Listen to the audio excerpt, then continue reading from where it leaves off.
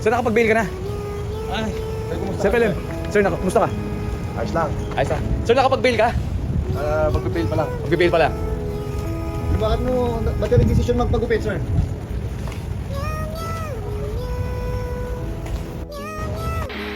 siyempre ang ating bida. Secret.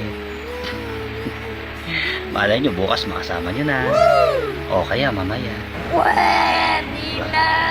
Yung mga followers ni boss, wag po kayo mag-alala. Opo, oo. Ayun kumbaga sa parang nag-ano lang siya, namasyal. Tapos nagpagupit. Nagpagupit na siya kasi naguguluhan na sa kanyang buhok. Kaya nagpagupit na siya. Namasyal lang siya at nagpagupit. Kaya huwag kayong mag-aalala. Okay? Kami naman hindi naman namin siya pinabayaan. Wala pa nga akong tulog. Tingnan yung mata ko. Diba? Hindi natin siya pwede pabayaan. Pandemic hero na yan eh.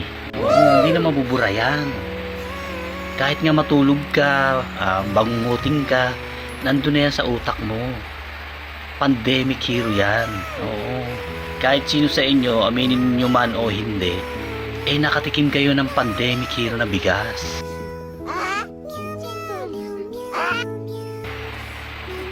Tumawa lang kayo ng tumawa. Kami rin, tatawa rin kami balang araw. Okay guys, mga kamanang at mga kapakshit, stable naman si boss at okay naman si boss. Huwag kayong mag-alala. Malay nyo bukas o mamaya o kailan makasama na natin siya. Okay? Shoutout sa inyong lahat dyan, mga kapakshit, mga basher, shoutout pa rin sa inyo ha. At mga followers ni boss, shoutout sa inyo. Meow meow meow meow. Meow meow meow meow meow. Guys, shoutout sa inyong lahat dyan. Huwag na kayo mag-alala kay boss. Okay na si boss. Yun lang nagpagupit lang. Kaya ilang araw lang nawala. Shoutout sa inyo dyan.